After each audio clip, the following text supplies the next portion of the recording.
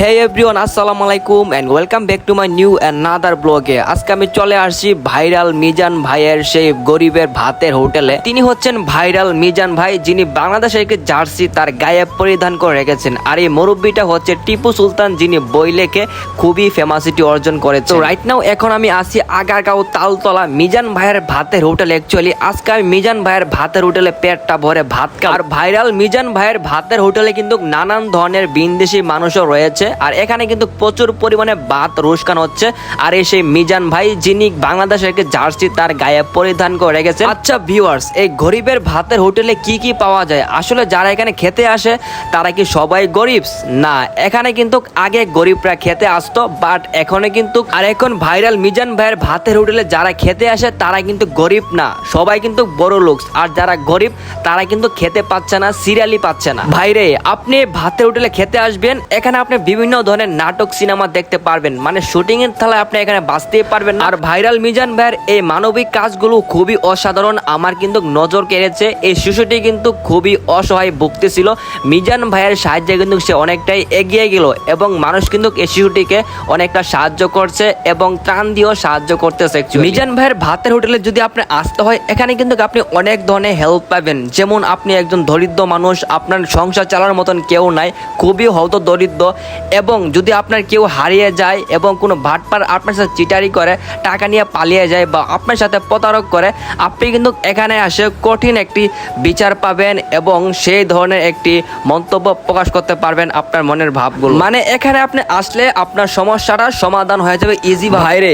এটা হচ্ছে গরিবের ভাতের হোটেল। এখানে গরিবরা কিন্তু খানা পায় না অ্যাকচুয়ালি, আর এখানে কিন্তু বড় লোকরা এসে আরাম আয়েশ করে সুন্দর করে খায়। আর হচ্ছে ভাইরাল মিজান ভাইয়ের ভাতের হোটেলের বাবুর্চি।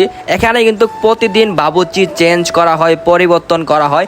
যে আসে অ্যাকচুয়ালি রান্না করতে পারে স্পেশাল ভাবে, তারা কিন্তু এখানে রান্না করে। এখানে কিন্তু প্রত্যেক ঘন্টায় ভাত রান্না করা হচ্ছে, গোস্ত রান্না করা হচ্ছে, মাছ রান্না করা হচ্ছে, বিভিন্ন ধরনের আইটেম রান্না করা হচ্ছে এবং রান্না করে করে এখানে কিন্তু তারা রেখে দেয়। আর ভাইরাল মিজান ভাইয়ের ভাতের হোটেলের সামনে প্রতিনিয়ত কিন্তু মানুষের ভিড় জমাট ঘটতেছে। আর এ হচ্ছে পানির একটি ব্যবস্থা। সবচেয়ে মজার বিষয় হচ্ছে ভাইরাল মিজান ভাই কিন্তু তার হোটেলের কাজ তিনি নিজেই করেন। তিনি এত বড় মাপের একটা সেলিব্রিটি হয়ে কিন্তু তারপরও সে তার নিজের কাজগুলো নিজেই করে থাকে। আর এ হচ্ছে ভাইরাল মিজানের ভাতের হোটেলের শেফ অর্থাৎ বাবুর্চি। এখানে কিন্তু গোস্ত তারপরে ভাত রান্না করা হচ্ছে জলদি ভাবে, যাতে দর্শকগুলো এবং কাস্টমার খেতে পারে। মানুষের মনে একটাই কষ্ট, এটা দেওয়া হয়েছিল গরিবদের জন্য যাতে তারা পেট ভরে অল্প টাকায় খেতে পারে। বাট না, এখন গরিবরা এই ভাতের হোটেল থেকে বঞ্চিত হচ্ছে এবং বড় লোকরা এসে এই জায়গা দখল করে নিচ্ছে। আমার প্রশ্ন হচ্ছে, তাদের বাসায় কি ভাত নাই? অ্যাকচুয়ালি এখানে এত ভিড় কিসের? এখানে হচ্ছে ভাইরাল মিজান ভাই,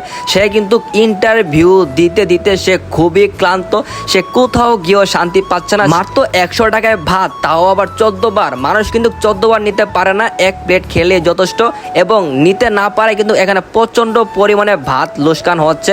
মানে মানুষ কয়েকটা ভাত খেয়ে এখানে লোসকান করে দিচ্ছে। আর এমন সময় ভাইরাল মিজান ভাইয়ের ভাতের হোটেলের সামনে এই বাসটি এই রিস্কাকে পিছন দিয়ে মেরে দেয়, খুবই একটা হালকা অ্যাক্সিডেন্ট হয়। এখানে কিন্তু প্রচন্ড পরিমাণে ভিড় জমাট ঘটে যায় এবং আমি এখানে ছুটে আসি এবং ড্রাইভারকে প্রচন্ড মারধর করা হয়। তো গাইস, ফাইনালি প্রায় 1.5 ঘন্টা পর এই টোকেন পেলাম। আমরা কিন্তু অনেকক্ষণ ওয়েট করতেছিলাম, বিকজ আমরা এসে কিন্তু ভাত পাচ্ছিলাম না। 1.5 ঘন্টা ওয়েট করার পর এই টোকেন নিলাম, আর এই টোকেনের প্রাইস হচ্ছে 100 টাকা করে। এবং ভাইরাল মিজান ভাই কিন্তু এখন ইন্টারভিউ দিচ্ছে, এখন আমরা ভাত খাবো।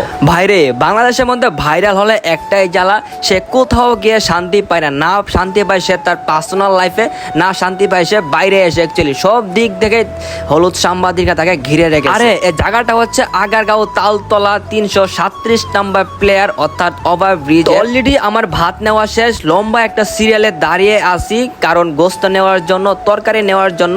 তো ভাত নিয়ে অ্যাকচুয়ালি দাঁড়িয়ে আছি, ভাতগুলো ঠান্ডা হয়ে যাচ্ছে, জানি না কখন গোস্ত পাবো। আরে ভাইরাল মিজানের ভাতের হোটেলের নিয়ম হচ্ছে এখানে আপনি 14 বার নিতে পারবেন, শুধু 14 বার ভাত নিতে পারবেন, আলু নিতে পারবেন, কিন্তু শুধু একবার একটি গোস্ত টুকরা নিতে পারবেন। এর বেশি কিন্তু নিলে আপনাকে আবার পুনরায় 100 টাকা দিতে হবে।